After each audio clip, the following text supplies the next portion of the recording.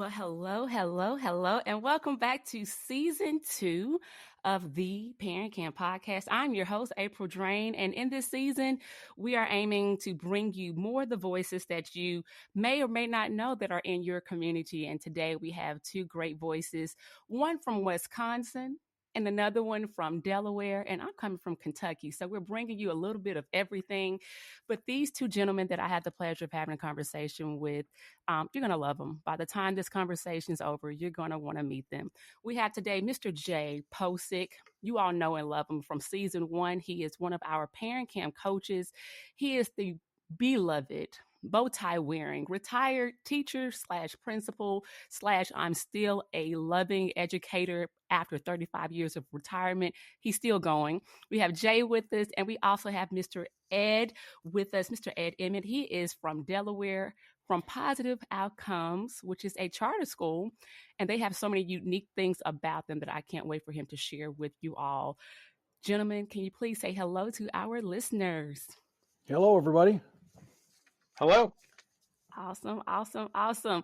Okay, so Jay, our listeners, they know and love you. Ed, they have not met you. So we're just going to first throw the ball out to you, Ed. Can you just tell us who you are and what you do there at Positive Outcomes? I know you all are the first charter school, if I am correct in saying that, in the state of Delaware since 1996. And you've been there pretty much since they opened. But if you can, just tell our listeners more about what Positive Outcomes is, what's so unique about them, and what you do there. Sure. So Positive Outcomes is, we always say we're the first charter school in Delaware, but 2 schools opened that year. Okay. And the running story we have, the joke is that we opened on Tuesday and the other school opened on a Wednesday. So we definitely claimed the first charter school in Delaware name. Awesome. So Positive Outcomes is a very small school that serves students that are not being successful in traditional school settings. Okay. And it can be for anything from a medical need, a mental health need, a learning disability. It can be just about for any reason, but we were a school created to create a safe space for all kids that just are not being successful in traditional school settings. Got you. Okay. And what grades do you all teach there or offer? Sure. We serve students in grades 7 through 12, and we only have 120 students in our entire program. Oh, okay. So the teacher ratio is what? Is that? It's very high. I don't even know that I've done the math lately, but okay. I was trying to do it and I couldn't do it myself. Okay. we have a total of 32 employees for my 120 students, and that kind of goes to all of the different needs that our kids have. So we have multiple counselors, multiple special ed support staff, along with 2 teachers for every content area. Just you name it, that our kids we are able to provide our kids so much support in everything that they need within our program. Awesome. Okay. And Jay, you met Ed how? Because I know your parent camp and you are a former principal educator. But did you guys, because I mean, the connections that Parent Camp has is always amazing to me. So how did you meet Mr. Ed? So I remember meeting Ed in October of 2022. I was a newly hired on coach for Parent Camp. And we had a meeting with Ed and he has an awesome team of educators, and there's a parent who's on the team as well. And it was one of those situations where I knew that Ed and I were going to hit it off, because when I have to get something done, I want to make sure that I get it done. And Ed is one of those guys that wants to make sure that we stay on track. There's not a lot of wiggle room, which is good because you have to make sure you have that focus. But we hit it off right away. And I think the other thing that we probably had in common was we're both still, I know I'm a middle school person at heart still. And I think Ed, from time to time, I think that he is there as well. But the one thing I can say is, I met the staff the team that he brought with him and that parent that he brought with him. And all I could see in their faces every time they were talking was the love that they have for their kids and the love that they have for their school and the love that they have for each other. And honestly, every time I go and listen to a session at one of their parent camps, I sit and come back and I go, good grief, these kids are so fortunate to have this group of people that's working with them and supporting them and just trying to get more parents involved. It's a joy to watch, and Ed just does a great job making sure that we get the word out. And so just because we're principals doesn't always mean we're going to get along, but Ed and I get along really, really well. I'm glad you brought up the principals may not always get along, but there's something that I noticed that you two have in common. On Positive Outcomes website, I think right in the middle of the page, right below the name of the school, it says a small school, but big dreams. And Jay, something that you mentioned in your episode, you remember your story about hopes and dreams? I do. Can you speak more to that? Because I don't know there's a connection between that story and the fact that that's part of Positive Outcomes, small little subtitle there. Can you just briefly remind our listeners about what the hopes and dreams story was, if you remember it? I do remember. I have a fifth grade teacher that I used to work with, and I had brought back from principals go to conferences, and sometimes they bring back too much stuff to try and share with their staff. I know I had a problem doing that early on, but one of the things that stuck with me was, how are we making sure that we have these kids, reach their hopes and dreams or make their hopes and dreams come true. And I had one teacher on open house night. She made sure that each one of the parents who came in wrote a letter to their child about what their hopes and dreams were for them. And it was a powerful letter for the teacher to read, but even more powerful for the student to read, as they were just trying to see how that dream can come alive and how there's that support there. And I can definitely see that in the staff that Ed has put together, and the kids who are there, and the parents who are there, parents, grandparents, aunts, uncles, all these people that are there to support the kids. It's an amazing thing to see. Ed, can you just talk a little bit more about the dreams? Why small school, big dreams? I mean, you mentioned the different types of kids that you all serve there. And I use the word serve because you mentioned at one point that you don't see your role there as a job. You see it as a calling. So why big dreams? Of all the words that you all could put on your webpage, why big dreams for the students and the staff and the community and the parents for those who come to Positive Outcomes? As I was sitting here listening to Jay's story, I had like a little smile creeping across my face, because it's like, you talked about where we're connected, and it's like, we always say big dreams because for each kid, their dreams sometimes start so small because they've just struggled through everything. And it's like, when you try to get kids like, well, what do you want to do long term? What is a dream you have in your life? And I can't tell you how many kids will say, like, wow, I don't really have any dreams because I'm not really going to get anywhere. Oh, wow. Or that, it's a very small dream. I just want to finish this grade. And parents also come in with that same kind of like lost attitude of just like, well, I just need my kid to be okay tomorrow. So we always, talk to we want our kids to dream big about everything, right? Because if you don't look well down the road, you're never going to get there, just because you're not willing to take that first step. So we always talk about big dreams, and it can be 20 years into the future, or 10 years, or 5 years. And you talk about that it's not just a job for me, and I would probably say it's true for just about all my staff, is that the work we do about helping kids to accomplish whatever dreams they set, it can't just be a job. It has to be a commitment to our families to really help them to achieve whatever they're working for. So it can't just be a job you punch in and out for. It's kind of like there really is no start and end of the workday. It's just because I feel like I come home with kids on my brain all the time about what do I got to do, or how do I got to get there. Yeah, I can imagine. April, I wanted to add one more thing. That first time that Ed and I met, and we were trying to figure out dates for when we were going to have our parent camp. And then once the date was set, so what are we going to have for session titles?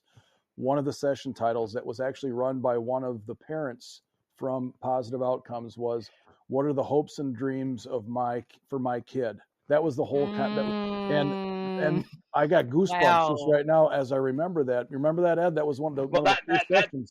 That's why my smile was growing as you were saying it, because I was like, and not only that, but it was one of the most demanded. We actually had it again Yes. because people weren't able to attend it the first time. So Wow. she actually came back and did it again, and she felt that it was like different the second time, but just as great in the outcomes.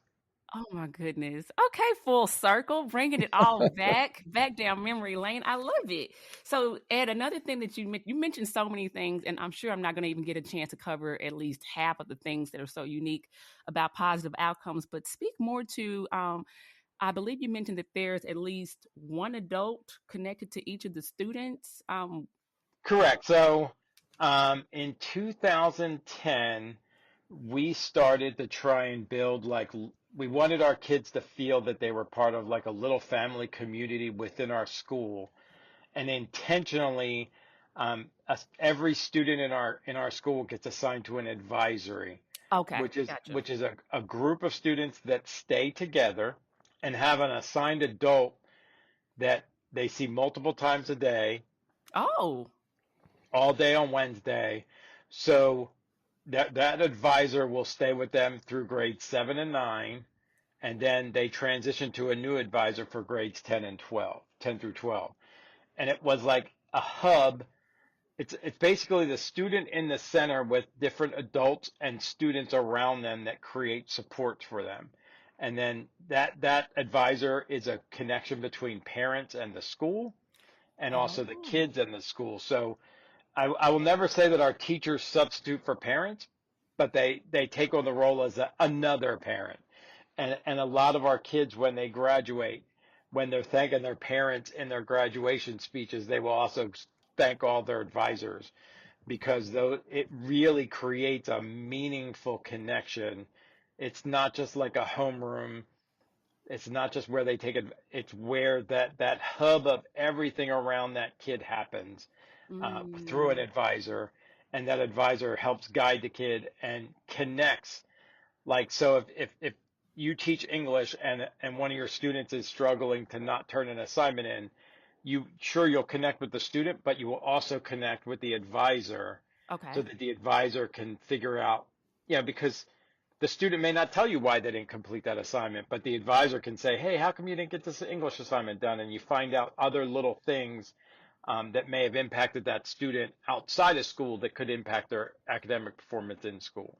So Mm. really, the goal is to just eliminate, students falling through the cracks where there's nobody looking out for them all the time. Gotcha. The other thing that's interesting, April, is we're going to be having our 7th parent camp and final one of the year very shortly, and Mm. what I've noticed is there are families that are return families, and I don't mean that they've got more than one kid that have gone through positive outcomes. I mean the parents are former positive outcomes students and now realize what positive outcomes did for them and No, want their I kids to be there, love it. or I love it. grandparents that want their grandkids to be there. So it's one of those things where that wouldn't happen with a traditional school necessarily, unless they just stayed in the same town their entire life. But these are people that some of them travel an awful long way to get to positive outcomes, and they still want to make sure that their kids receive all of that support that Ed has been talking about, that his staff and he Mm. provide to the kids. It's amazing. Okay, so I love the fact that you all are building on each other with the impact that you all are making, or even Jay bringing in the return parents, because it's something you mentioned when we spoke previously, was that you want kids and parents to be able to trust school again. I don't know if you remember that statement. And you even made a statement about trying to stop the bleed. And I Yeah. think that was more so to keep kids or families from falling backwards. Can you speak more to that, about what those two statements meant about getting kids and parents to trust school again and trying to Sure. stop the bleed? Sure. So yeah, and it's two completely different avenues, but I get it. Really, it's part of what speaks to the heart of the work we do. So from a student perspective, because I talked about that we're a school for students that are just not being successful, and it's such a wide range of what falls into that category. Okay, It's not just students aren't successful academically. It could be not socially, or so many other avenues. got you. But a lot of our students that enter our school are really behind academically. Mm, and it's taking them 7, 8 years to get to where they're at, and they could be 3 grade levels behind. So realistically, the first thing I try and do is to stop them from falling backwards. So in Gotcha. that Okay. first year, if I can get them to grow 1 grade level, I've stopped the regression, Gotcha. right? So that's That like makes the sense. first thing. And when we talk about the trust, it does apply to students too, because sometimes students come in that have just been traumatized or damaged or feel no success in school. So you kind of have to rebuild up that we're really here to help you and not build more walls for you, right? Because a lot of students, when they've just continually struggled or failed, the first thing they say is, I can't do this. I won't be able to do this. I'll never be able to do this. Often echoing what they've heard in other schools said to them. Yeah. So it's really, you know, we used to say it would take about 18 months before a student fully realizes that we're 100% there for them and not for any other reason.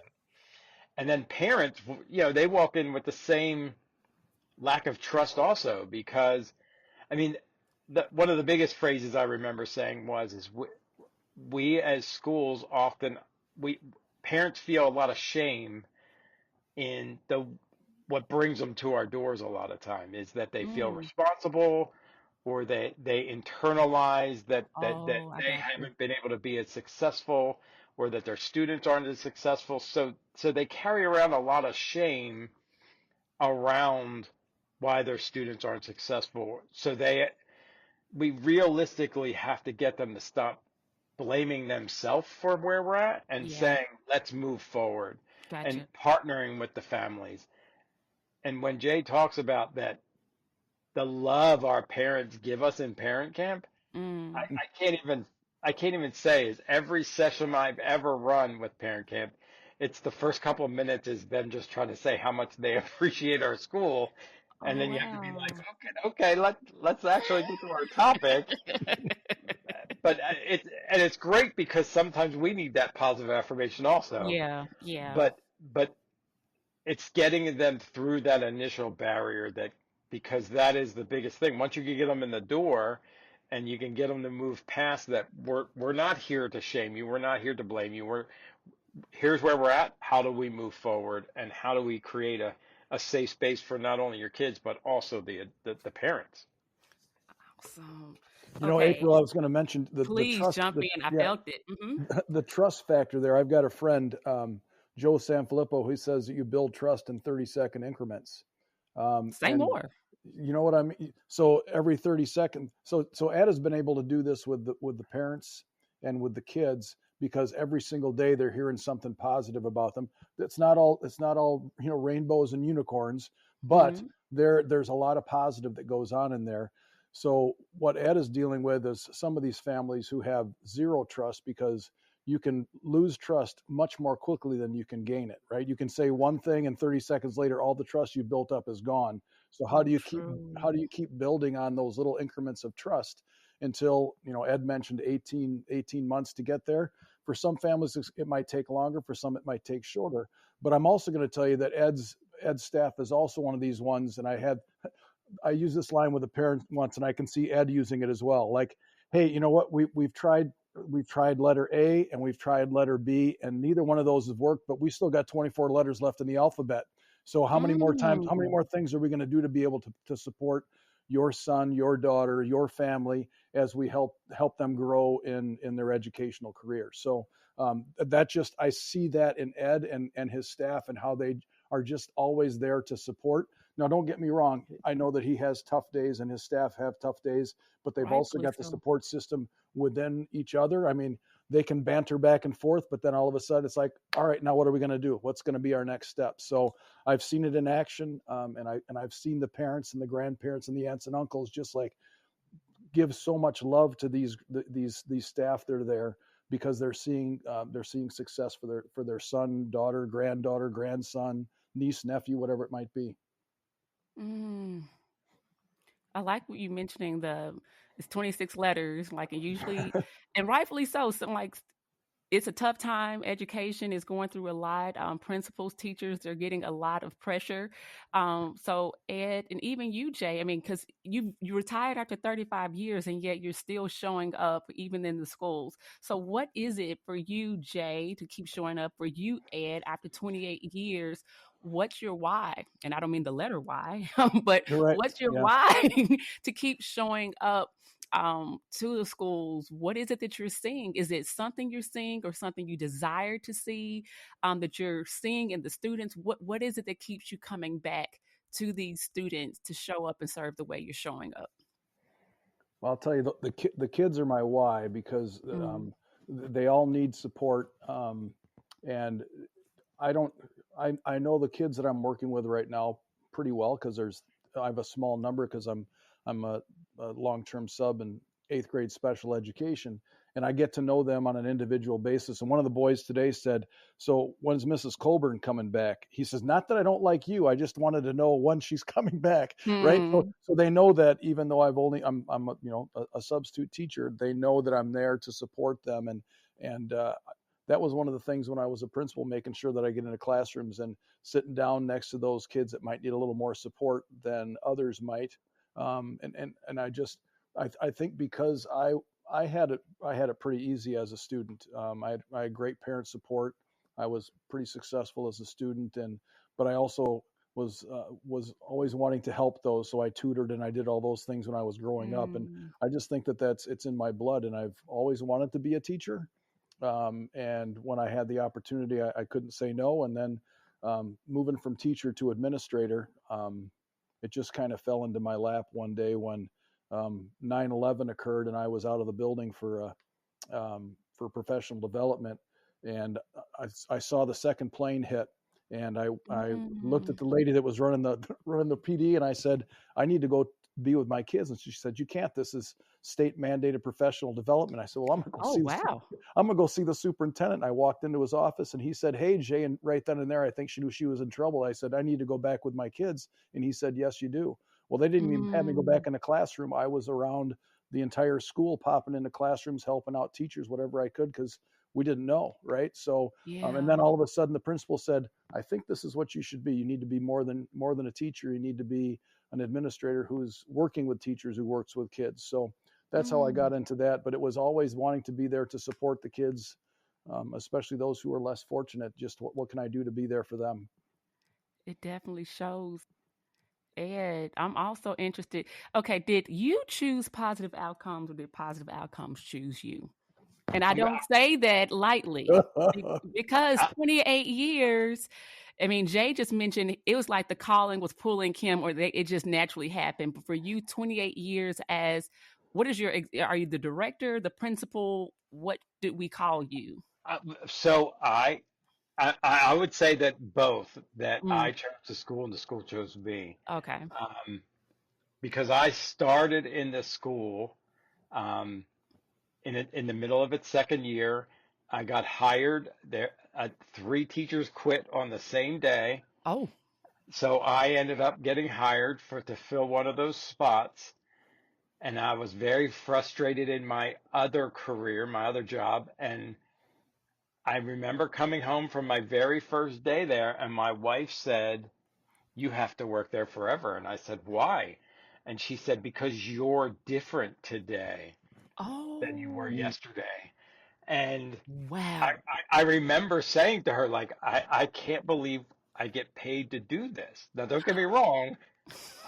I like getting paid for it. Yeah. But when it was just the job, they always talk about you don't take a job for the money.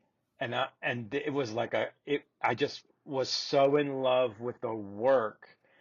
And I took so much more out of what I got from supporting kids than I feel like they did. And I felt reborn in my life, and like why I wanted to teach and why I wanted to do the work. So I started as a teacher, and then I was there as a teacher for a couple of years, and I moved up to be kind of like the assistant head of school, and I did that for a couple of years.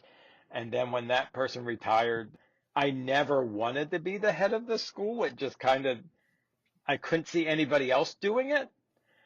Because it was kind of like we had worked so hard on this project that I'm like, I can't see anybody else coming in with the same passion for the work as I could. So that's how I ended Wow. up being the head of the school or the executive director or the superintendent or I feel like I've had about 18 job titles over the years. Understandably.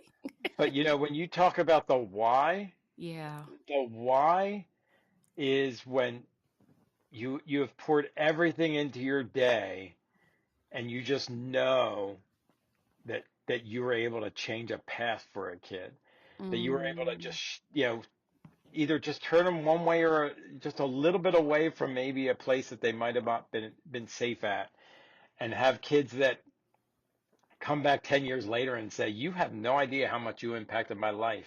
When Jay talks about that some of my families are returning families, it's like some of the student parents that I have now were kids I taught, and I could have real conversations with them just like I could 18 years ago when I was their, 20 years ago when I was their teacher. And I'm like having that still conversation because I think part of why Jay's still teaching is that as a teacher, you're never done. You're Mm. always going to do the work. So I Mm. get to also work with some of our parents and our kids. And then the next step, my why is creating a great space for the adults who care for the students that we have, right? Like Mm. I remember when I first started, it was like, well, the teacher was the teacher, and as I've grown along, it's like I also feel like part of my responsibility is creating a great environment for every single person that pours into our kids. So I look at that as I pour myself into our staff now also. So Mm. like I see that as a multifaceted part of my job. It's not just the kids. I also see them as part of my extended who I need to support and help get through, because when you work with in a hard environment, I yeah, I always say if your job tells you that we're like a family here, you should run from it. But I view it as they are like my family, but I don't Mm. do it to overuse them, if you know what I mean No, by no, that. I get Because that. I get you that. know, when my staff hurt, I hurt, and Yeah. everything I do is to try and when we have money available, we increase their pay, or if somebody's going through a hard day, I'll find a way to support them through that. So it's not just the school. I view it as the whole environment. So that's my why Mm. of what I do. Okay. You two together. Oh my goodness. Oh, I'm smiling so hard right now on the other side of this audio because it's always a hope that you run into people who enjoy what they do, especially if they are with your kid for a good portion of the day. As a parent, you would hope that the person who is talking to your kid, who is teaching your kid, that they actually like what they do. And you can understand that it is a tough calling, it is a tough position, but to see two of you who just can't get enough of it, and your family or someone saw, or whether it was your wife, Ed, or it was Jay, who was it again for you that said, yeah, you definitely need to go in as a principal? Was it a teacher? It Who was pointed that?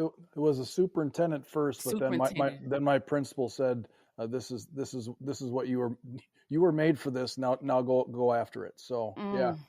yep. And you all went after it, and you Hmm. have kids and families and a community in both your respective places. Because Jay, you even moved into the neighborhood that you were I a did. principal of. Yeah. I I mean, yeah. The school's a mile and a half away. I can't see it, but I can walk to it. that's these are the type of people that you hope and dream for. Okay, just throwing back in the hopes and dreams. And Jay, even with the book that you co-wrote, Principles, I know it's Principles in action. Yep. Principles in action. Yeah. What was the subtitle to that book? It was changing the role of the principal, redefining the role of the principal. I think that's the exact wording, was redefining the role of the principal. So it was, Okay, I just yeah. Googled it. Yes, Yep. Principles in Action, redefining the role. Okay, can I say that you both are the epitome of redefining the role of principal or executive director or whatever title you want to call. So I want to say kudos to you guys for the work that you do. But Ed, I can't thank you enough. If you can't just give our listeners maybe a closing story or a closing word that you would like to just leave with our listeners, and how they can find out more about what you all are doing there, positive outcomes, or if you and Jay are teaming up in this upcoming school year when this episode will be released, what they can be looking forward to, any of those things that you guys want to just kind of give our listeners before we wrap up. Oh God, a closing story. I don't know. Or maybe You a know, hope and dream that you would like to see for a positive outcome. What if we want to stick with the theme, whatever you feel. so my hope and dream for positive outcomes, everybody wants, I talk about our kids dreaming big, but everybody in my state has wanted us to open more schools, and I Really? never have, because I have the secret sauce working where I'm at, and I don't know that we could get bigger, right? I'm afraid that if I get Mm, bigger, I lose that, mm, right? I So hear you. my hope and dream is that positive outcomes, we're getting ready to hit our 30th anniversary very shortly, which still Mm, amazes me. that is crazy. And my hope and dream is that they hit their 40th anniversary and their 50th anniversary, Yeah. and that we keep. I want grandkids that came to my school. I want them, their grandmom to have come and their mom to have, that they just keep seeing us as a place that never gives up on kids, and that we're always working to help kids be successful. And I look forward to continuing Parent Camp next year, and just creating great spaces for our families to be able to share, that's completely different than anything we did prior to connecting with Parent Camp. And Jay earlier said that we first met in 2022, and I'm like, that feels so long ago and not long ago all at the Got same yep. time. Yep.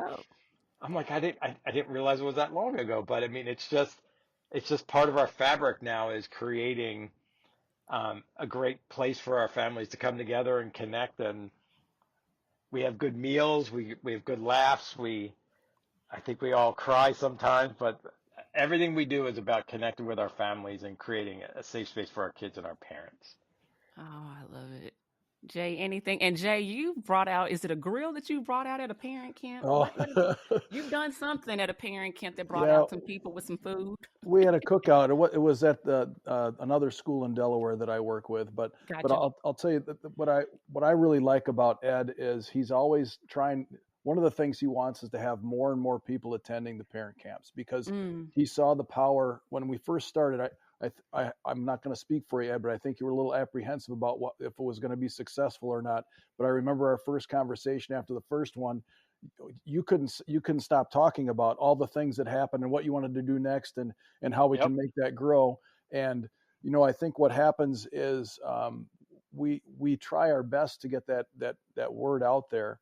And Ed and we had a really good turnout the last time, despite the weather. So I think when you have the right topics, and he's got a great staff and a secretary that likes to call people who have been to past parent camps and invite them to come to the next one. So, we'll have a lot of people there, but just at the end, when we're doing our reflections and everybody's supposed to have left, and the conversation, it was supposed to be 5:30 to 7:30, and at 7:45, 8 o'clock, there's still people there talking with us. It's great. And they want to come back. yeah. When's the next one? How can so those are the kinds of things because schools used to be, when you got together, was for concerts and conferences, and that's it. And that's a lot of one-on-one time and not a lot of opportunity to socialize. And even the Yeah. PTO meetings, the same thing happens. But now you have a different environment, and more people can come in. Once they start talking, they don't want to stop. They make new friends, and they want to invite more people in. So, Ed's got a great thing going there. I agree with him. He's got the secret sauce. And once you have the Mm, secret sauce, you want to share it with others, but it's never going to be the same in another place. So, because you have to have the right people, and the right mix of people, and the right kids, and all of that. And he's got it figured out. He and his staff do, and they just do a great job. gentlemen, gentlemen, gentlemen. I appreciate you both for your time and for what you do, your enthusiasm, your passion, your calling that you have accepted. So many people who we already are seeing from Parent Camp are just showing up for what you all are doing. You definitely are making an impact. And to our listeners, we thank you so much for tuning into this episode. We hope you were able to just hear just a tidbit about what Positive Outcomes is doing there in Delaware, and what Ed has been doing, and what Jay is doing, and what they together are doing, including Parent Camp, and making sure that communities, families, and students are feeling encouraged, that they can trust schools again, that they can feel like they have a place and that they are seen. so much more we want to say. But again, thank you again for tuning into season 2 of the Parent Camp Podcast. Gentlemen, can you just give a goodbye to our listeners until next time? So long till next time. So long till next time. Thanks so much, guys. Thank you. Thank you.